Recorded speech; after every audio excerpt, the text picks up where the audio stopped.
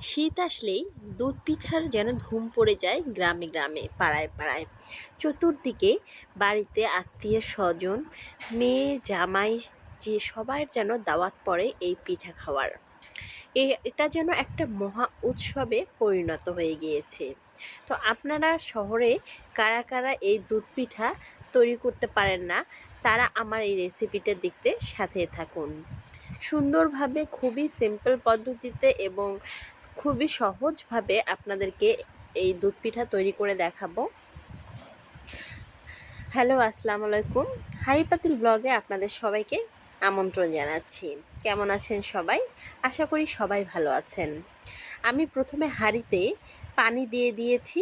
এখানে সাদা এলাচ, তেজপাতা, দারচিনি দিয়েছি, সাথে দিচ্ছি গুড়।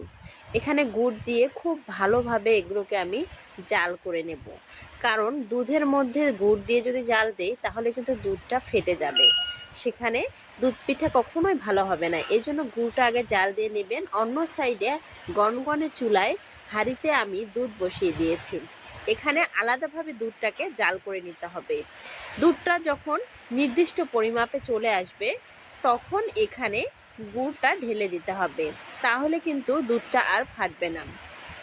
এই যে গুড়টা ভালোভাবে জাল দিয়েছি, এখন দুধটাও জাল দিয়ে নিয়ে দেখুন চমৎকার একটা কালার চলে আসছে, একটা দইয়ের মতো কালার। এখনই খেতে ইচ্ছা করছে, তাই না ভাই? অবশ্যই অপেক্ষা করুন আপনারা রেসিপিটি পুরো দেখতে। এদিকে আমি পিঠা ভেজে নেব মাটির খোলায়। গনগনে চুলাতে আমি খোলাটি বসিয়ে দিয়েছি। আমাদের এখানে খোলা বলা হয়, আপনাদের ওইদিকে কি বলে সেটা আমাকে জানান। তো এখানে আমি সুন্দরভাবে পিঠাগুলো দেখুন একটা একটা করে দিয়ে দিচ্ছি। এই পিঠাতে যখন ছোট ছোট বুদবুদে ফুটো চলে আসবে তখন আমি ঢাকনা দিয়ে ঢেকে দেব।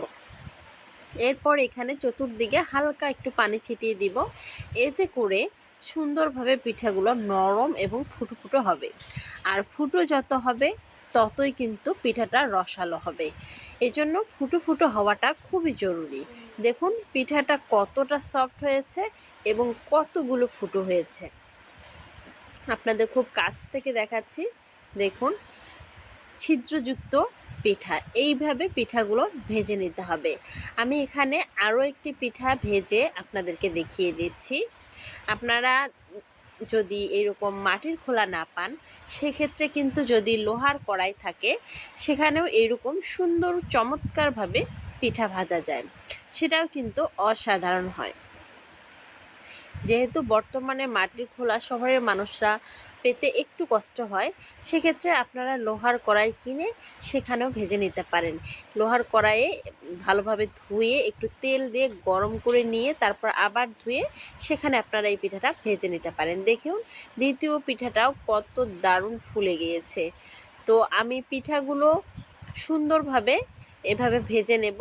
এই পিঠাটা উঠানোর পর এই খোলাটা পানি দিয়ে আমি সুন্দর করে একটা ন্যাকড়া দিয়ে মুছে নিব। তারপরে বাকি পিঠাগুলো আমি আবার ভেজে নেব। যদি সবগুলা পিঠা ভাজা দেখাতে চাই তাহলে তো ভিডিওটা অনেক লম্বা হয়ে যাবে, এর জন্য আমি এটা স্কিপ করে যাচ্ছি। আপনারা এভাবে পিঠা ভেজে সুন্দরভাবে, এইভাবে পিঠা ভেজে কিন্তু আপনারা ভর্তা দিয়েও খেতে পারেন। বাজারে যেমন বিক্রি করে চিতই পিঠার সাথে শুটকি ভর্তা, ধনেপাতা ভর্তা, মরিচ ভর্তা, এভাবেও কিন্তু বিকালের নাস্তা হিসেবে আপনারা খেতে পারেন। আর দুধ পিঠা তো এটা একটা ঐতিহ্যবাহী পিঠা, দুধ পিঠা এভাবেও খেতে পারেন। তো আমি এরপর যে কয়েকটা ভেজে নিলাম এগুলোই গরম গরম দুধের ভিতর ভিজিয়ে নিচ্ছি সুন্দরভাবে।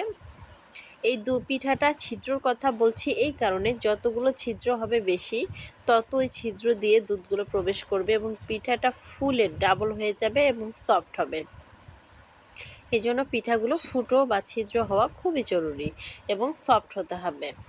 তো আমি এভাবে ভাজছি এবং পিঠাগুলো হাঁড়িতে একটা একটা করে দিয়ে দিচ্ছি সাথে সাথেই।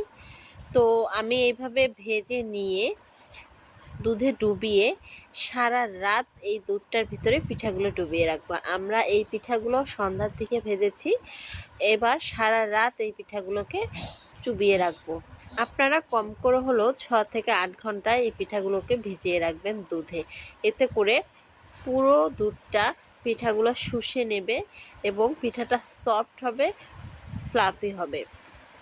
তো পরের দিন সকালে চলে আসলাম, এই যে দেখুন দুধটা কত কমে গিয়েছে এবং পিঠাগুলোর অবস্থা দেখুন, একটু একটু ভেঙে গিয়েছে। পিঠাগুলো মনে হচ্ছে যে ডাবল হয়ে গিয়েছে দেখুন। আর এতটাই সফট হয়েছিল, মনে হচ্ছিল একটু জোরে ধরলেই পিঠাগুলো বুঝি ভেঙে যাবে। অসাধারণ মজা হয়েছিল পিঠাগুলো। যেহেতু শীতকাল, পরের দিন ঠান্ডা ঠান্ডা পিঠাগুলো খেতে খুবই ভালো লাগছিল। আপনাদের কাছে রেসিপিটি কেমন লাগলো অবশ্যই কমেন্টস করে জানাবেন এবং ভালোবাসা দিয়ে পাশেই থাকবেন। ধন্যবাদ সবাইকে।